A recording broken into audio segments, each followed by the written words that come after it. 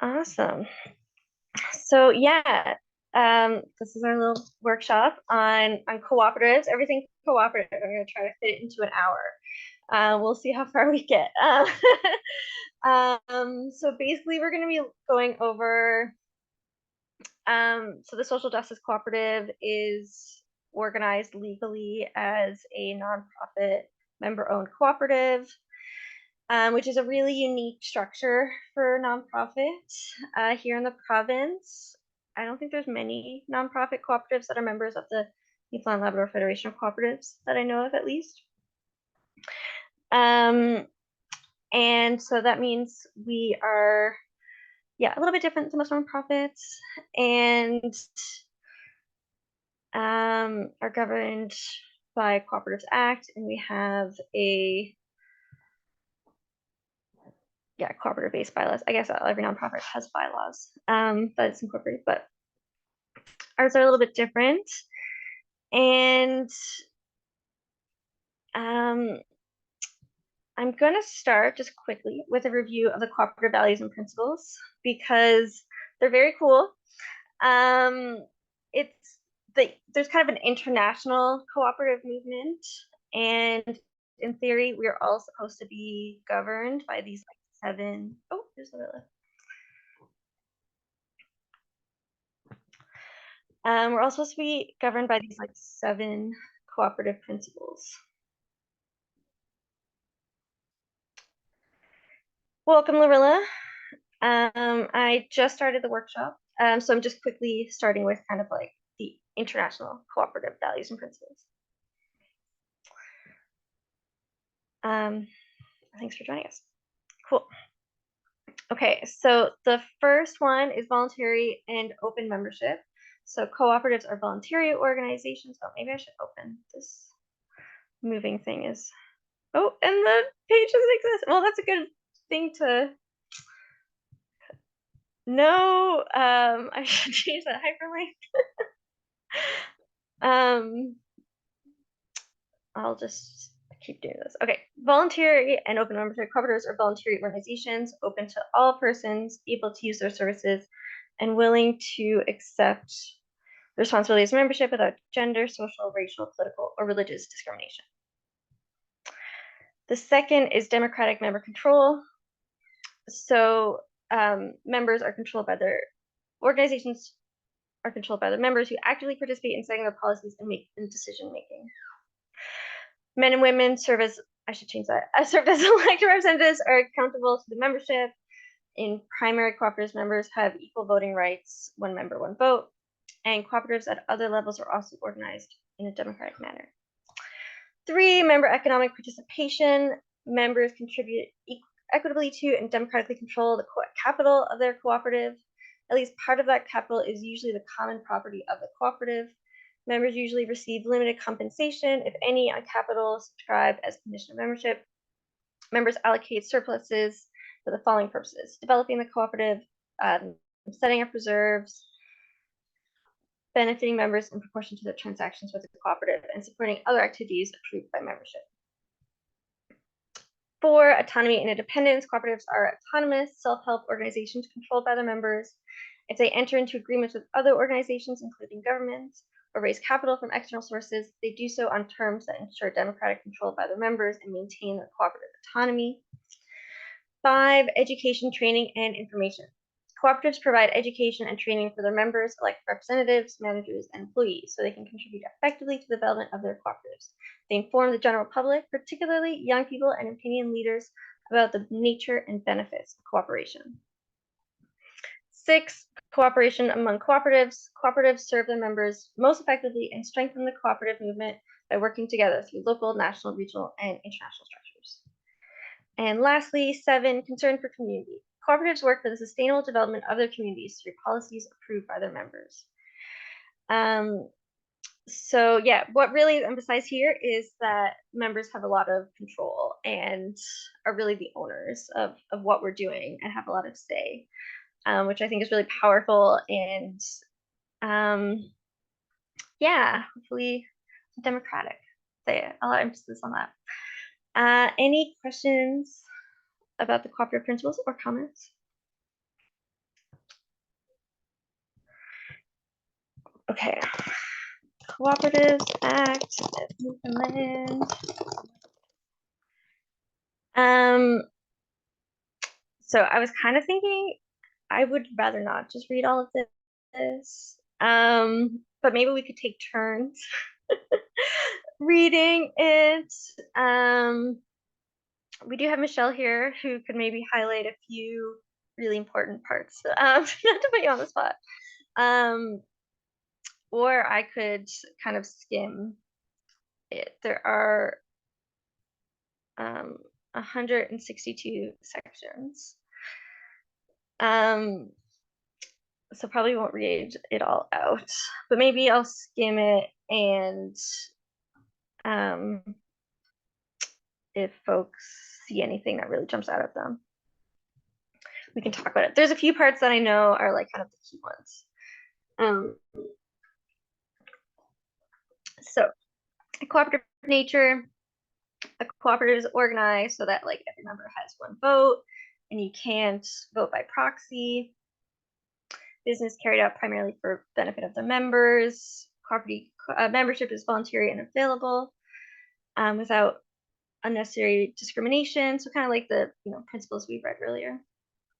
And then surplus kind of supposed to go back into the business, or kind of to the membership, and they get to decide how it works, which is cool.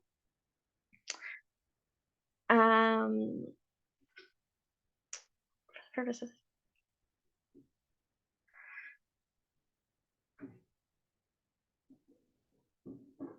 And this one, use cooperative if you are a cooperative. You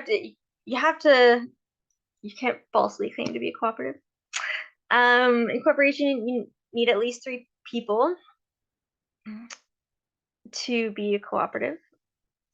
And that would kind of be like ideally your president, secretary, and treasurer.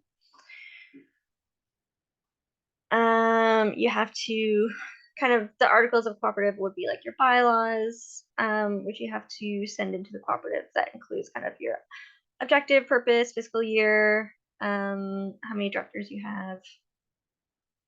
And then you will get like a certificate that you've been incorporated. And the government kind of gets to say on that. Your bylaws should be consistent with the act.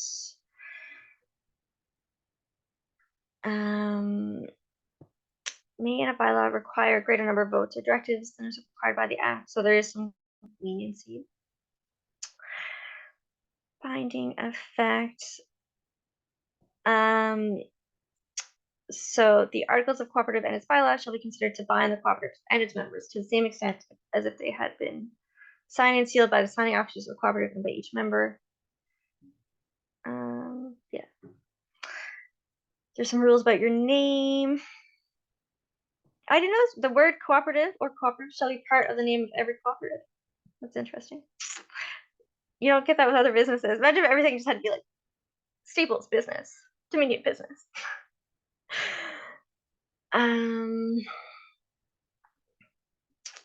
It can be in English or French.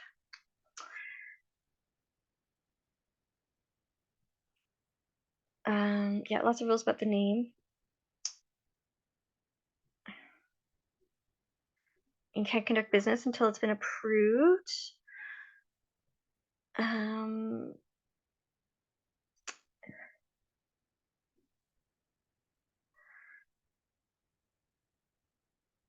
So this is more about the registrar. So the government kind of appoints a registrar of cooperatives.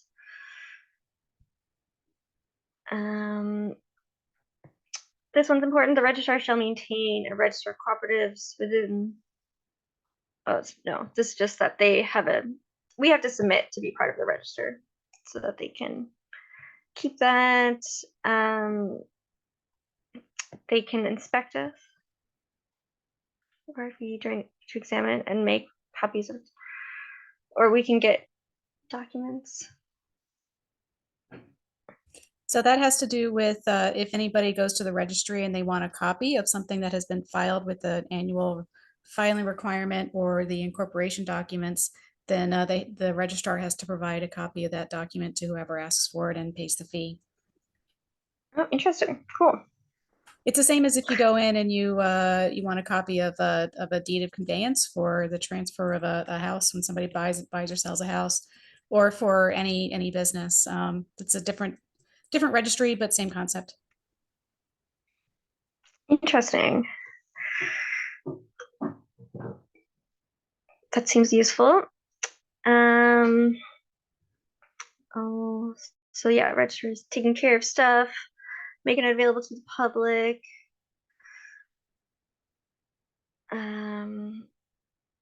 This is all kind of just about the registrar. All right, this is the important stuff. Annual and special returns. So within 30 days of its annual meeting, a cooperative shall file with the registrar an annual return for the previous year in a form that is required by the registrar, and furnish the registrar with a copy of the financial statement, including the auditor's comment and management letter respecting the audit of the cooperative. The registrar, by written notice, may require a cooperative to make a special return on a subject connected with the business and affairs of the cooperative, and when the registrar requires a special return, he or she shall specify in the notice a time when which special return is to be made. So they can require extra paperwork from us.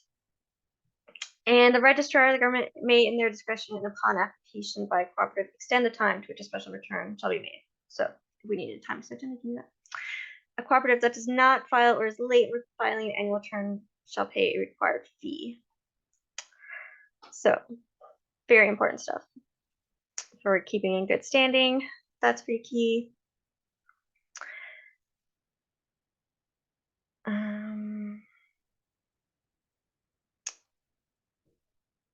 So a cooperative has capacity and powers. A cooperative has the capacity, the rights, powers, and privileges of a person. And so you have to kind of follow your bylaws.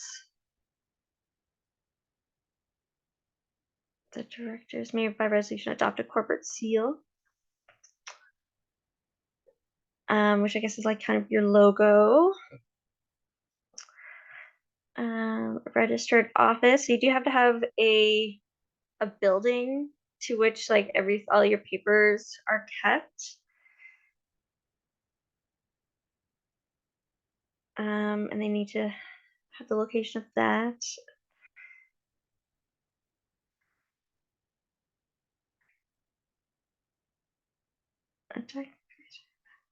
And so they can service on cooperative. A document may be served on a cooperative by delivery of the, so yeah, they can send us papers to this address. Records. So there's certain records that they want us to kind of have in paper at this office. So our articles and our bylaws and any amendments, minutes of meetings and resolutions of the cooperative, minutes of board and committee meetings, including resolutions made at those meetings, a list and name of the latest known residential addresses of persons who have within the past year been directors or officers, the dates of their directorship, and where applicable ended. A register of all the members, their names and latest known residential address, and then number and class of shares held by each member, and the financial statements of the cooperative, including our auditor reports.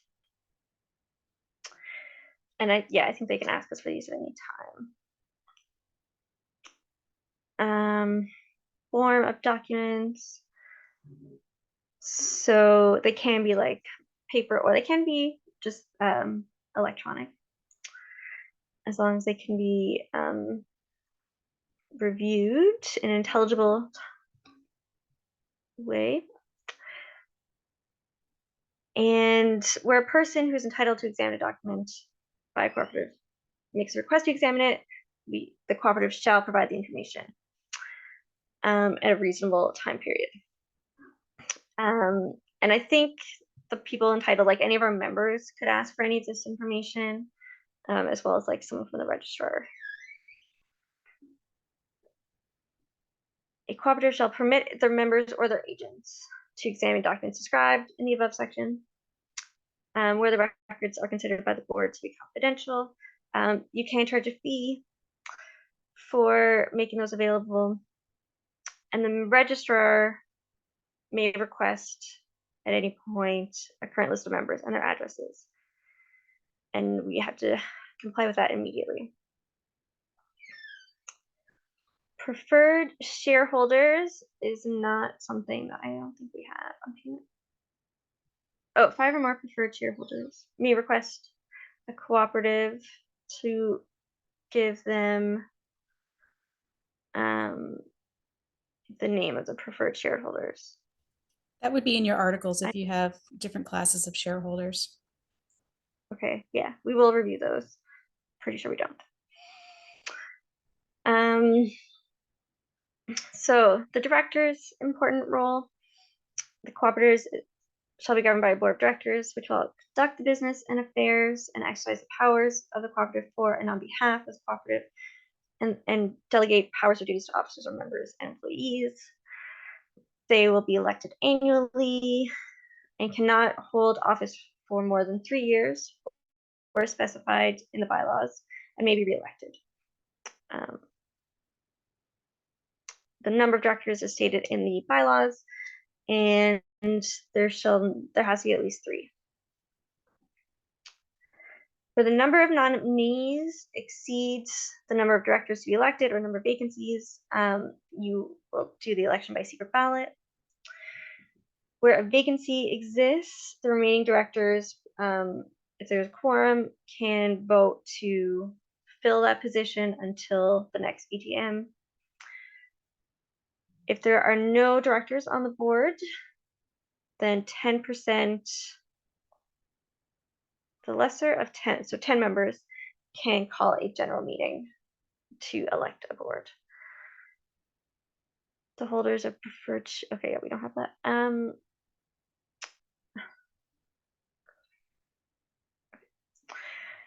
And then to be a director, you cannot be less than 19. I don't know what a natural person means.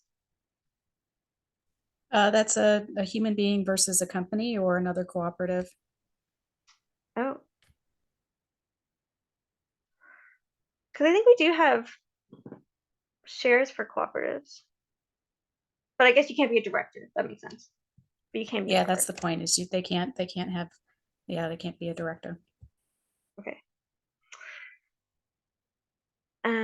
And then you can also be a member of a cooperative, of which we are a partnership. That's interesting.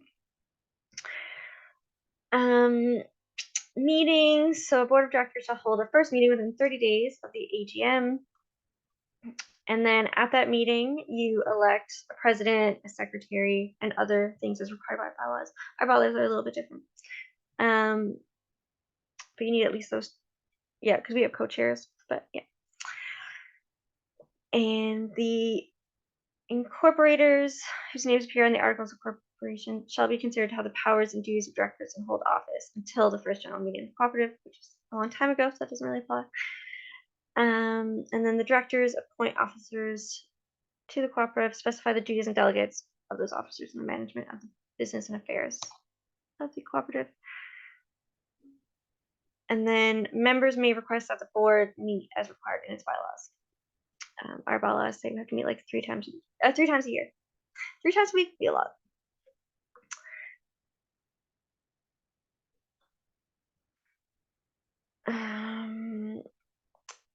So any actions you make as a director are valid, unless there's been some irregularity in the election or appointment. And then you are supposed to notify the cooperative if there has been a change in the directors within 30 days. Remuneration, so you're not entitled to any payment for being on the board. Any expenses incurred can be reimbursed.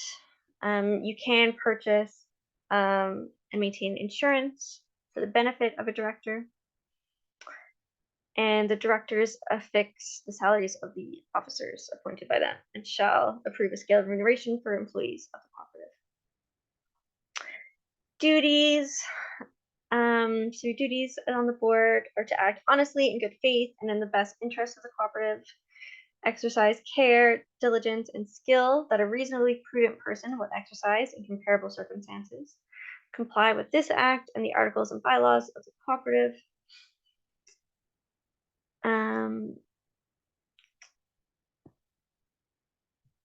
this I think is about,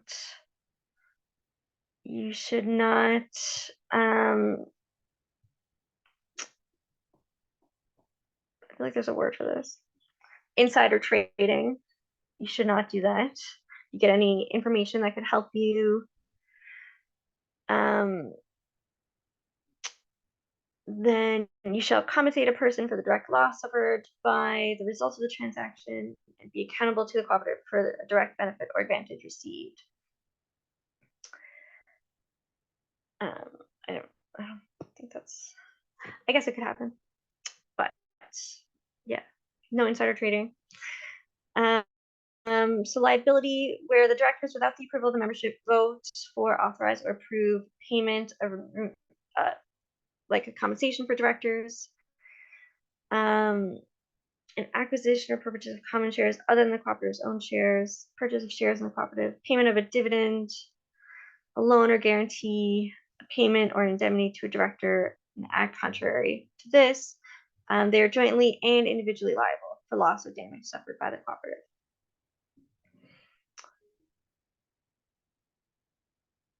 And that imposing that liability is not in derogation of a liability imposed on a director by another act or law. So separate, I think. Present at a meeting. And then if you were at a meeting and unless you kind of very specifically, yeah, it's assumed that you voted in favor of something unless you specifically had your dissent written in the minutes or delivered to the secretary before the meeting is adjourned, or you could deliver it to the registrar of the registered office of the cooperative immediately after the adjournment, or if you can prove in some other way that you did not consent. So if some shady happens, you're not sure about it, you might want to submit your written dissent. Reporting to the registrar. Where a director or officer is aware that the cooperative has engaged in illegal activity, they will immediately, after first becoming aware, report to the registrar on that activity. A person does not contravene if they, this section, if they have subject activity has already been reported in writing to the registrar, or that the registrar is already aware or should be reasonably aware of that activity. All right, I'm gonna stop us right there because I want to make everybody aware that so this is an obligation under the Cooperatives Act, where if a director or officer, meaning like the executive employee of the co-op, is aware that somebody has committed fraud, has stolen money, then it needed to be reported to the registrar immediately.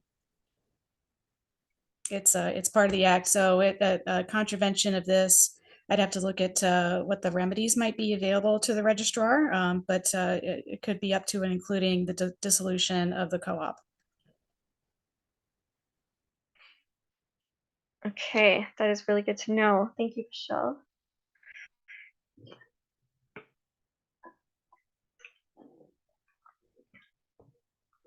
Indemnification. So a cooperative may indemnify, I'm not really sure what indemnify means.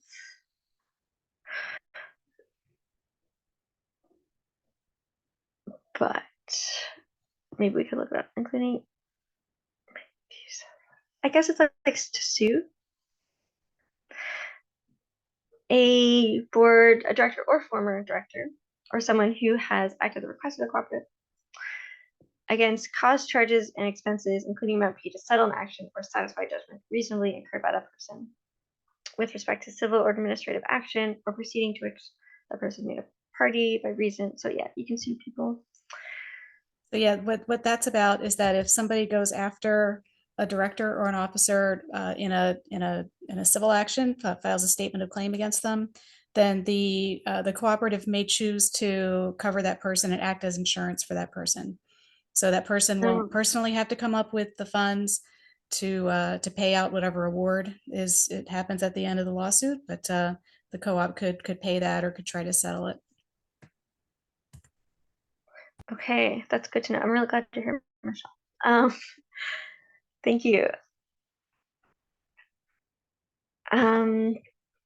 Duty not limited, provisions on the contract to not relieve a director from the duty to act in accordance with the act, and liability that by virtue of the rule of law would attach them with respect to negligence, default, breach of duty, or breach of trust to which they may be guilty in relation to the cooperative. Disclosure. I think it's about kind of conflict of interest. So you should disclose in a meeting or in writing whether you feel like you're in a conflict of interest with like a certain contract that is being made, or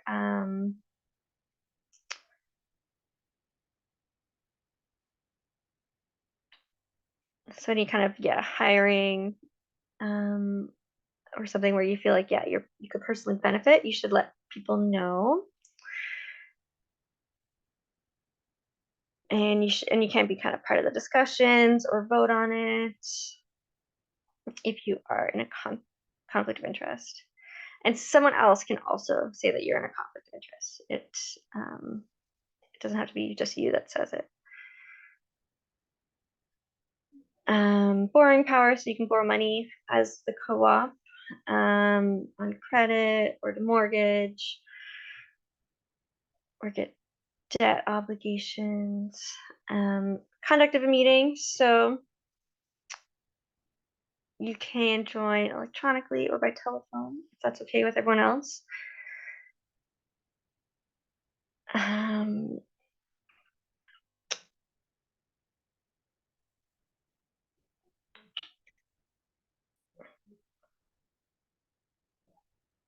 You can also kind of just in writing, like sometimes a resolution can be passed via email if everything is there in writing that everyone has agreed.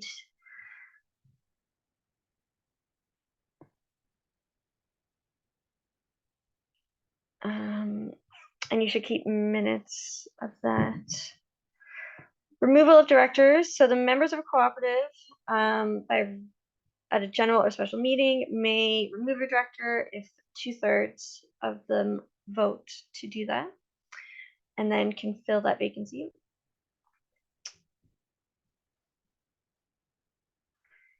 And then at meetings, so the chairperson would call a meeting, or at least 2 directors can together request a meeting.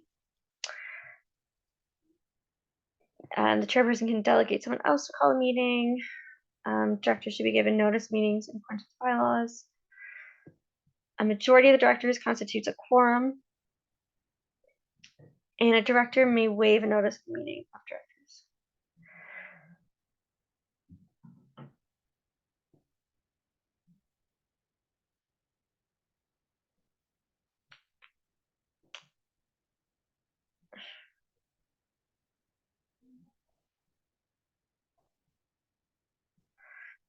Bonding, if somebody handles money or goods on behalf of the co-op, the directors shall require that the officer, before commencing their duty, be bonded by a fidelity bond in an amount required by the directors.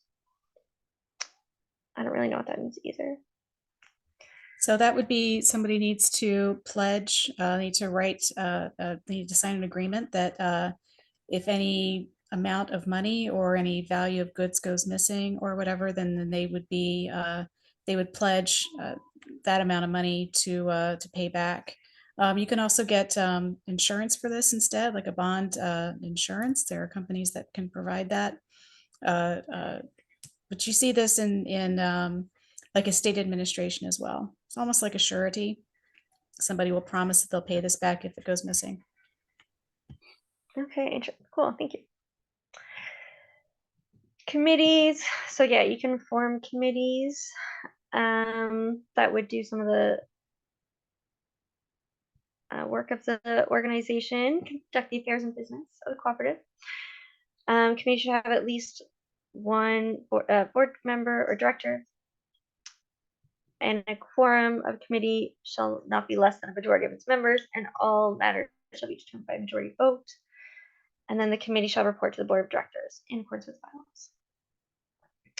Shares, the shares will have a fixed value, not less than $5 per share. Where a cooperative has only one class of shares, the rights of the shareholders are equal in all aspects. And then you can do preferred shares. A cooperative shall not issue a share until it is fully paid in money or in property. Allocation of surplus. So if at the end of money, if at the end of the year we have a surplus, it should go to pay your income tax and any other taxes. It can go into a reserve, or it can kind of go back into like the business. Dividends may be paid in cash or credit to members' accounts. We don't pay dividends. Share purchase and compulsory loans.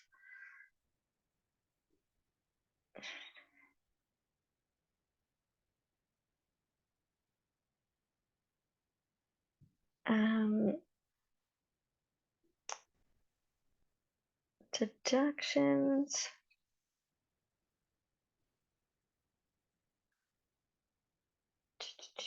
Common share purchase. Well, very technical. Share purchase restrictions.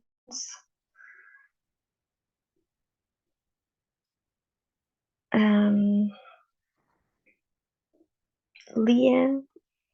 The corporate shall have a first charge upon. I don't think this quite applies to us. And then share certificates. So any of our members could require a certificate if they are a member, which we don't do, but maybe we should. It could be cute. And some information about them. You can't really transfer your share. You could write an application to have it transferred. It would have to be approved.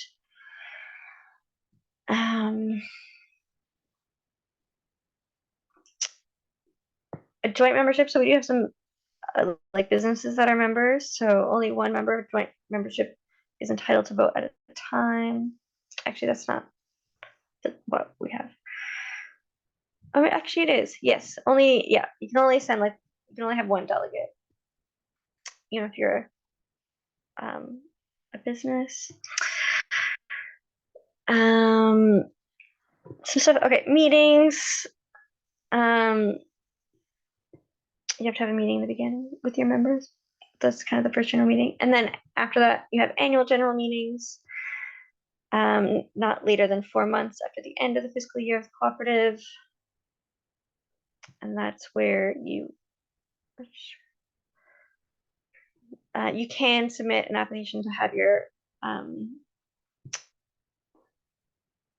meeting pushed later than that. It has to be approved by the cooperative.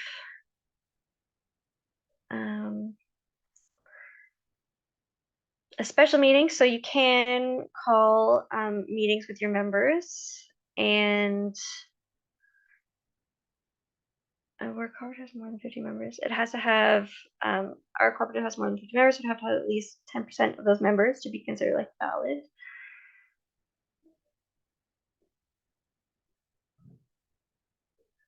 And there's some stipulations about the board may also be required to hold a special meeting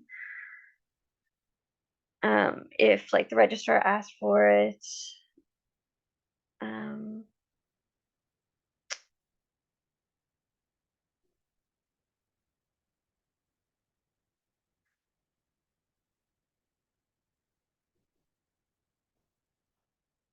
And the members can also apply to the registrar to have the meeting held.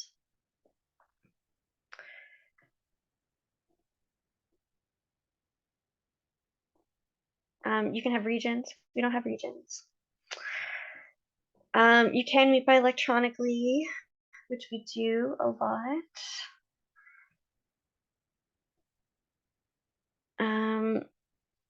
You have to give notice of when meetings are taking place, at least 10 days, and not more than 30 days notice of a general meeting, specifying kind of where it is.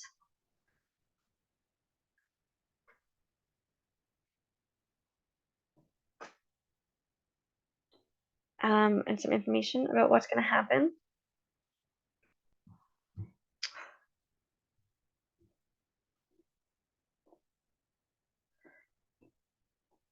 There's some rules about kind of like what does it mean to have like given people notice. So ideally you'd want it served personally to each member, sent to their latest address as shown in your records. You can also advertise it in newspapers, post it in prominent places, which is cool. At a meeting, you have to have a certain quorum.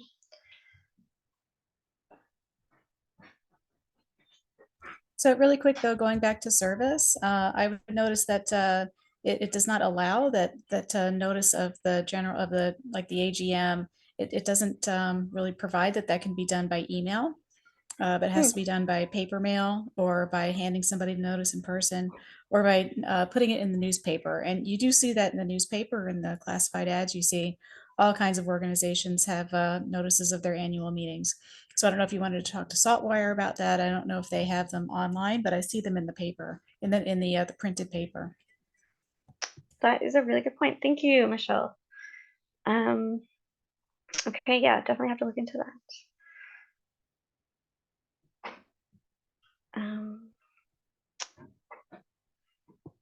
So yeah, quorum. The quorum of a is a number of, at a general meeting, number of members entitled to vote at a meeting that's specified in the cooperative's bylaws. Where a quorum is present at the opening, the members present may proceed with the business of the meeting, notwithstanding that a quorum is not present throughout the meeting. If you don't have quorum at the beginning, you have to adjourn the meeting. And if a meeting is adjourned, you will hold another meeting within 7 days of the adjourned meeting.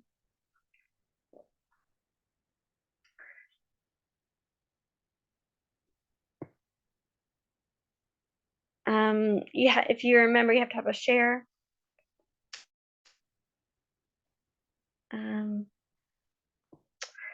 Delegates, you may make bylaws to provide for the nomination appointment of a person as a delegate to attend a general meeting of that other cooperative.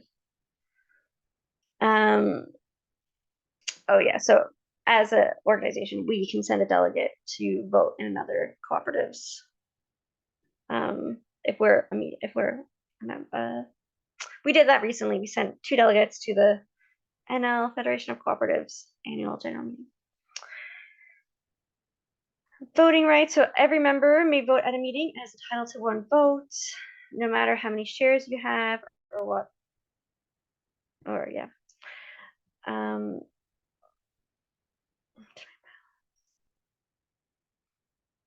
then in your bylaws, you can have some information about votes and how they're conducted. We'll get into our bylaws. A member who's entitled to vote at an annual member meeting of members may, at that meeting, submit a proposal on a matter that they wish to discuss in the manner required by the bylaws of the cooperative. So any member can submit a proposal for something that they want discussed. Bylaws can be changed at annual or special meetings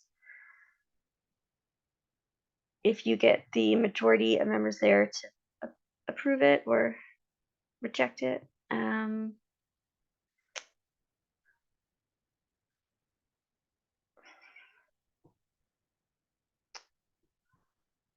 A bylaw and an amendment may be made at the annual general meeting, where a notice of the bylaw amendment or revocation is given in writing to members of the cooperative or posted in public place at the main office of the cooperative at least 30 days before the meeting at which it is to be made, or the return date for the mail ballot of a member.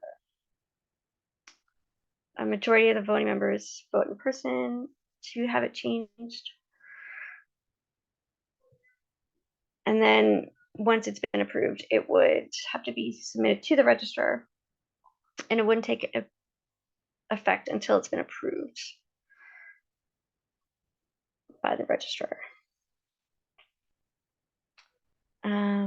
And this is again, like, other organizations can be members. There's rules about how to vote.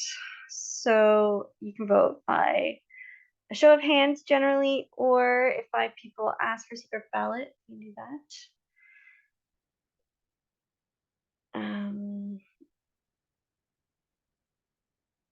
The chairperson may vote, but is not entitled to a second vote in the event of a tie. A majority of the members who are present and cast votes at a meeting shall decide all questions. It can be held entirely electronically as long as this is made available.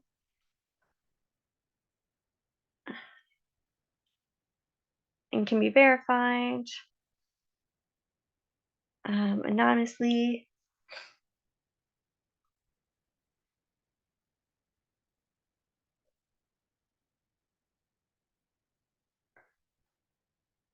Compulsory sale of shares.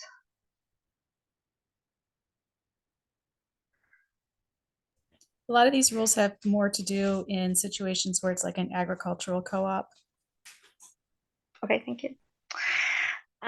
Somebody can withdraw their membership and have their money returned, or their share, or they can be removed by the members or by the board. So, and then a person can appeal that.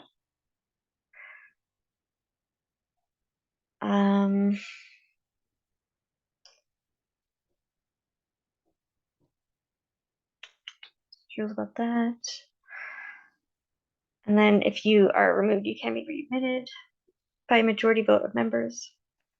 Someone who is deceased, their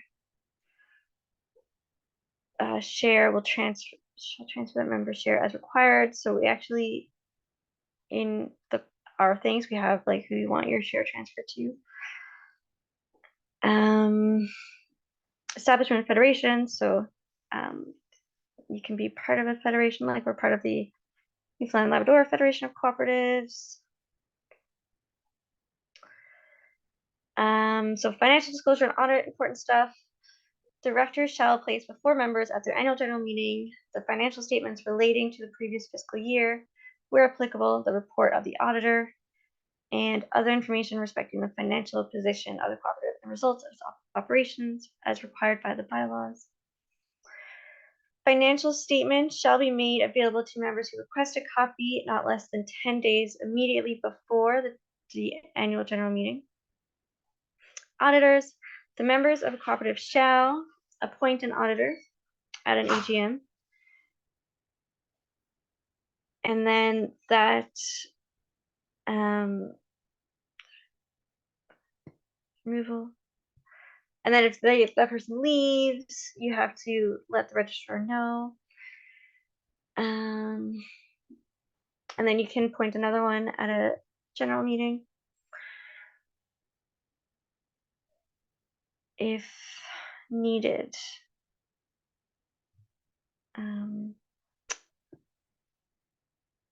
Where a cooperative does not have an auditor, a member may apply to the registrar requesting the registrar to appoint an auditor to hold office until an auditor is appointed by the members, and the registrar may order the appointment of and fix the remuneration of an auditor and may determine who is responsible for paying the remuneration if the auditor appoints if the registrar appoints an auditor.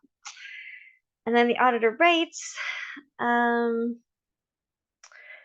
So the cooperative shall provide them notice of the AGM in the same manner as that is provided to members.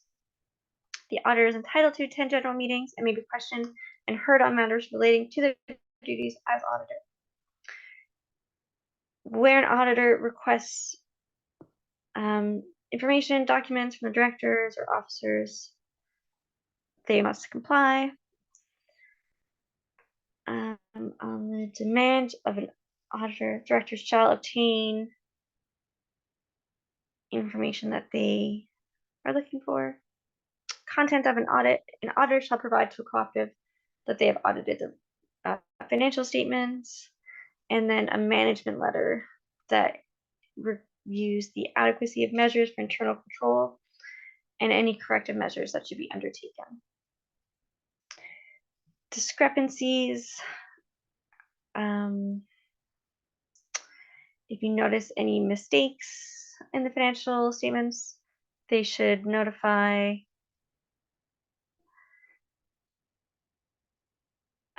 the board, as will the auditor, and then those errors or misstatements would be sent to the registrar.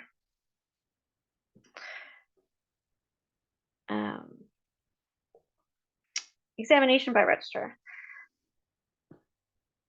The registrar may examine a cooperative if they have contravened the act, to require certain documents, and keep those documents, to examine whether they have been in compliance. Offenses. A person or cooperative is guilty of an offense where they have contravened or failed to comply with this act, does not comply with an order made by the registrar under this act, hinders any duties under the act, willfully makes false or misleading statements, refuses to give information. And then if you are guilty, then you are liable to a fine of not more than $5,000 or imprisonment for a term of not more than 6 months. And then the cooperative itself, if it's guilty, could be liable to a fine of not more than $25,000. So big numbers there. Cease and desist. So a registrar believes that the cooperative is contravening the act, then they can order a cease and desist of the operations. Amendment of the articles. So yeah, you can change the bylaws. You can change the name, the place where it's registered.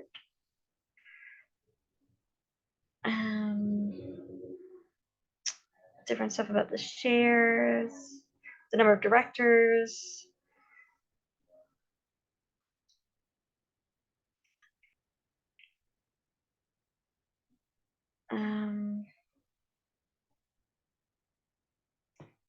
If a member wants a bylaw amended, they can forward their proposal in writing to the directors not less than 15 days prior to the issuance of notices for the annual general meeting. So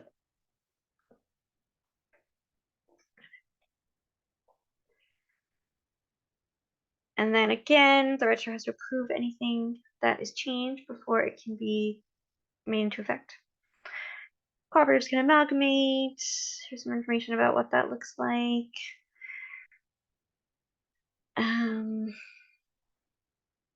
Receivers and winding up.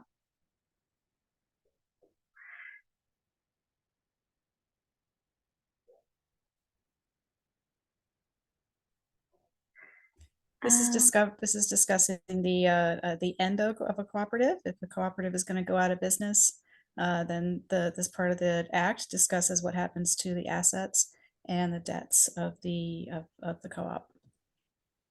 Okay, right, receivership. I've heard of that. Thank you. And then again, yeah, dissolution liquidation. So there's some information about how to dissolve a cooperative. There does have to be a general meeting. And people, I think, have to vote. And then there's, yeah, some information about kind of how the property would be shared out or given away or dealt with, sold.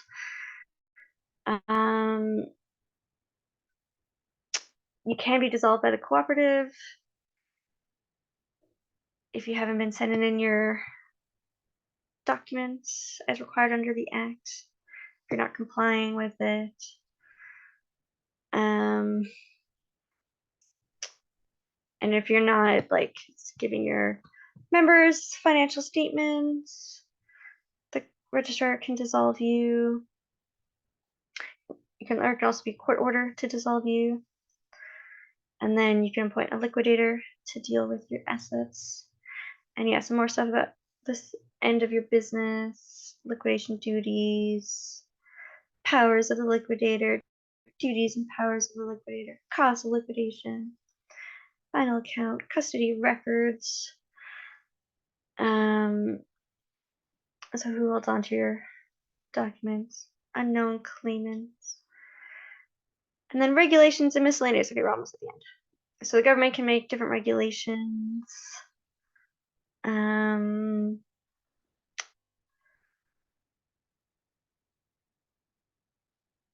Different stuff about filing.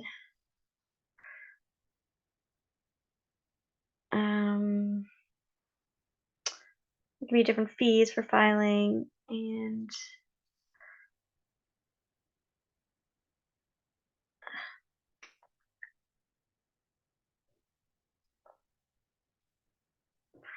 if you send someone a letter and it gets sent back a bunch of times, you don't have to keep sending them letters.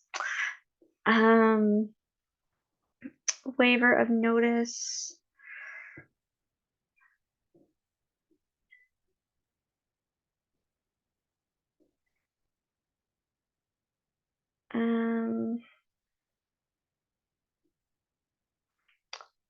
Yeah, different stuff. Extra provincial cooperative.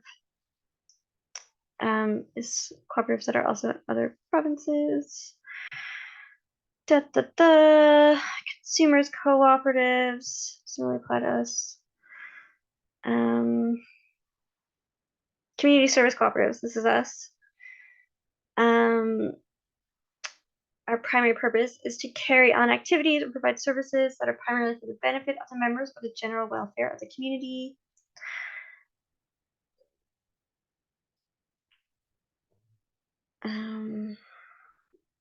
No interest on share accruing, so we don't pay dividends to the members.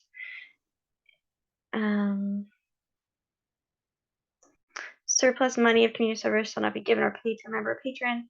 Surplus money of community service shall go into a reserve fund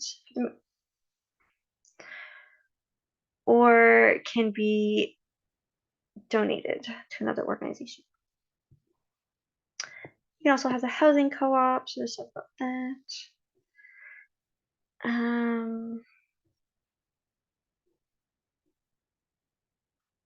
And worker co-ops. So yeah, there's 4 different types of co-ops.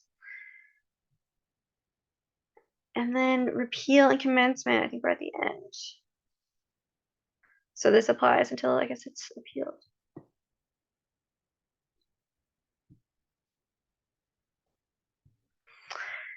And it came into force June 1999, so it's a little bit out of date.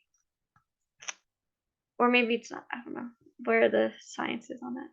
But that was really long and boring, but informative. I shouldn't say it was, I guess, a bit dry. Are there any questions?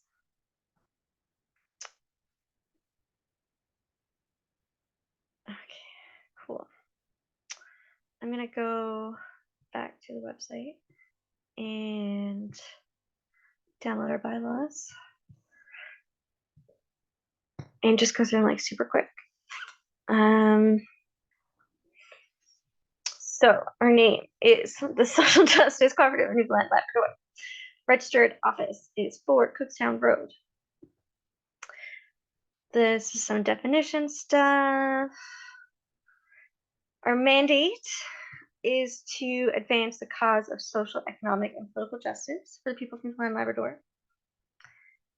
And our objectives are to research, analyze, and speak to the structural causes of social justice locally and globally. Actually, would anyone else like to read out the objectives? I would love to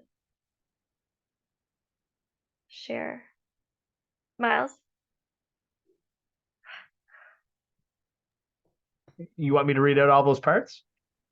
Yeah. The objectives are to research, analyze, and speak to the structural causes of social injustice locally and globally, provide policy alternatives to all levels of government that will address and readdress matters of social, economic, and political inequality of Newfoundland and Labrador. It's a lot of that. To develop and provide public education on the link between global and local structural causes of poverty and increase awareness of the needs for the value of social justice in Newfoundland and Labrador and around the world. Ooh, there's so many. To be an example of an active and engaged citizenry, initiating and supporting campaigns and activities that give a voice to people and the environment that becomes or become victims of social injustice. To develop partnerships with other social justice groups and collaborate with them to achieve common social justice goals. To provide social justice related education / training services and other relevant services to our members and other interested parties. To promote membership and active participation in the social justice cooperative. To create and maintain physical symbol and a focal point of social justice activities in the province, and to engage in any and all activities that would enable the cooperative to achieve its general mandated objectives.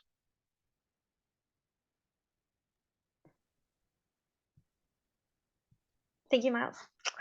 I was like trying to unmute myself and I was actually I'm not muted. That's so funny. So get into the dirty stuff. Membership.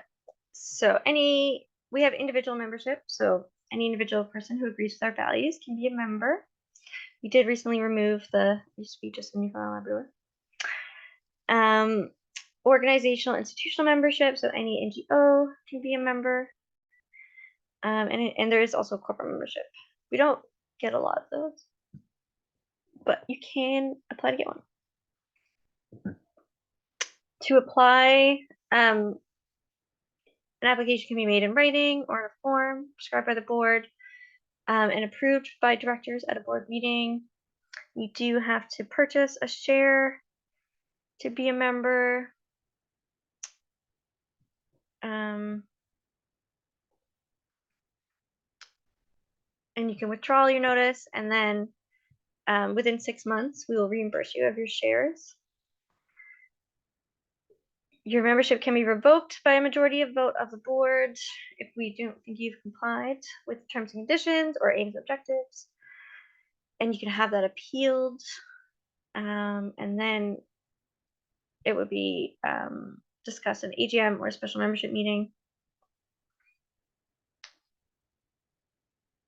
And then we can establish non-voting membership, such as associate or honorary. Shares are $10. So individuals just get 1 share. Organizations must purchase 10 shares, but they still only get 1 vote.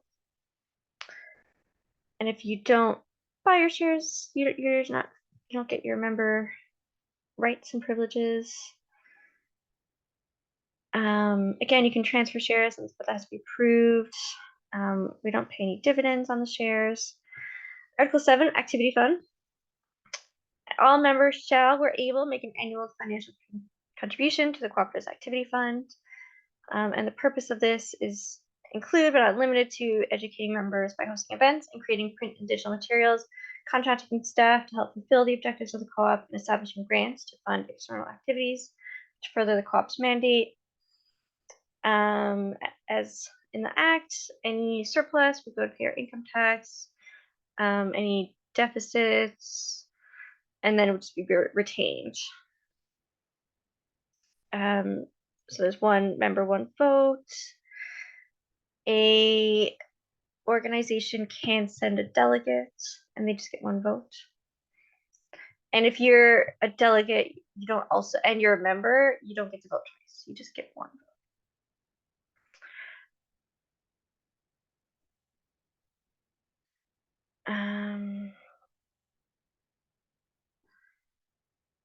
We can devise policies about that. Manner of voting would be show of hands unless 5 people. So a lot of this is actually in the Act. You can't proxy vote. If a vote is tied, it's considered lost. Again, as in the act, to give people 4 months notice. This is a bit different in the act. I think it says at least 10 days, but ours says at least 21 days notice. And you have to have a minimum of 15 members. Whereas in the act, I think it says a lesser of 10%. Special membership meetings may be convened by the board, or if 10 members sign a written petition that states the purpose of the meeting. And then you would notify the board has to do it within 30 days of receipt of the written petition, and people get 14 days notice. And here it does say you can tell them by email. But in between AGMs, yeah, the cooperative is governed by at least 9, or a maximum of 9 board members. Anyone can run for the board if they're in attendance at a meeting, or if they provide a letter of intent to run. The term of the office is 3 years. And then they try to do a staggered system where, like, ideally there would be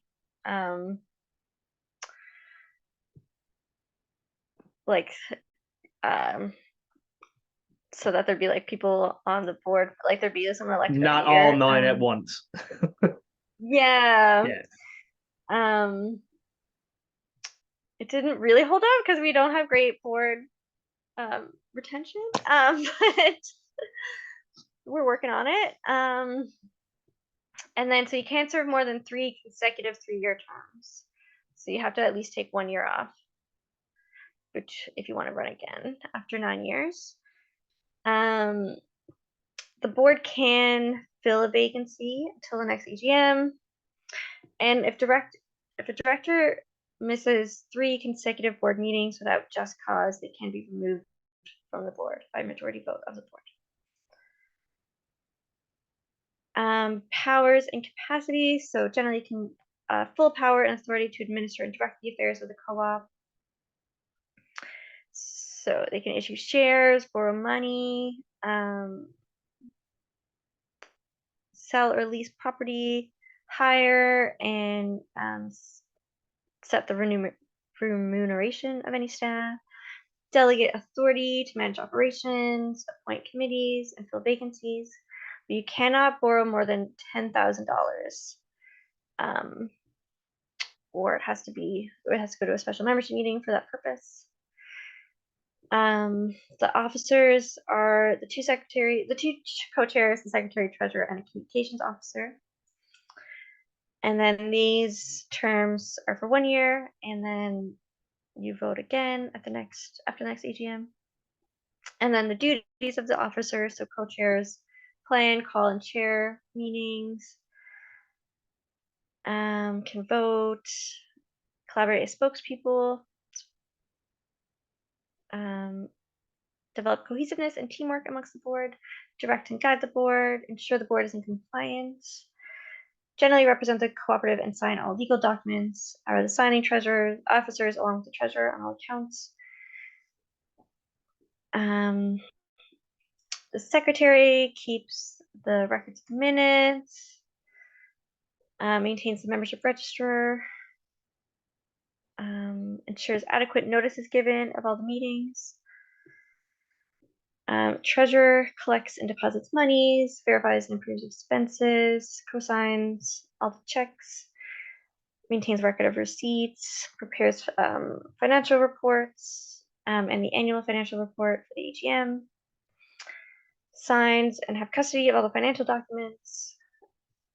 And then the communications officer is generally responsible for internal and external communications, manages, maintains the website, social media, and oversees and coordinates media releases. So these are the 5 positions that have to be filled as per the bylaws. And so there has to be at least 3 meetings every year. Meetings of the board shall normally be called on the chairperson or set by the board. A simple majority, 50% plus 1, shall constitute quorum.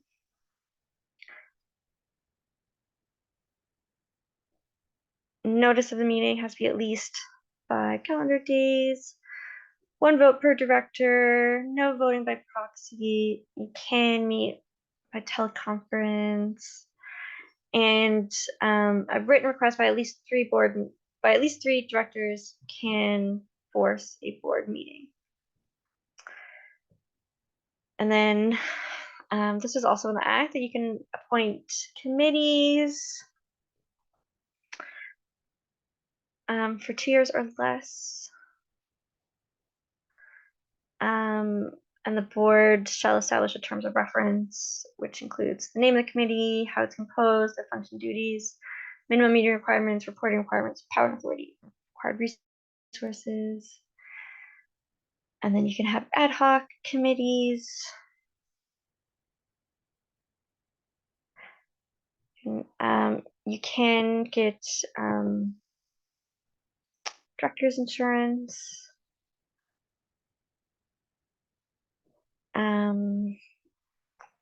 Requirement to indemnify directors, so that was in the act. You can get liability insurance. The stuff about conflict of interest was also in the act, so you do have to declare if you have a conflict of interest. Another board member can also declare it. And then you have to like leave the meeting. You can't vote on anything that you're in conflict of interest or speak to any. Fiscal period is April 1st to March 31st. Robert's Rules of Orders is used for any meetings. The stuff about dissolving is similar to the act. You need a supermajority to amend any bylaws. You have to give people 21 days notice of any bylaws, and that's okay. That's the co-op bylaws. Any questions about that? Okay, we almost made it to the end of the hour. I think the last thing on the agenda, I guess I was going to talk briefly about why I guess we chose to be a cooperative. Maybe I should start at the beginning. But yeah, and I think going through the bylaws and the act kind of, I think the International Cooperative Principles really emphasizes how democratic it is and how much rights people have to really shape the way the cooperative is. And yeah, trying to really just be true to that democratic and transparency and accountability, so that we all kind of are shaping what this organization is and how it is governed and yeah, what it does. So that is, yeah, it's very different for a nonprofit to be a cooperative. There are, I think, some different requirements you have to be aware of, but it's, I think, also really true to kind of the democratic way we want to like govern the world or see the world governed. And doing that kind of, yeah, grassroots. Okay, I'm gonna stop the recording. Oh, no, I didn't. I pressed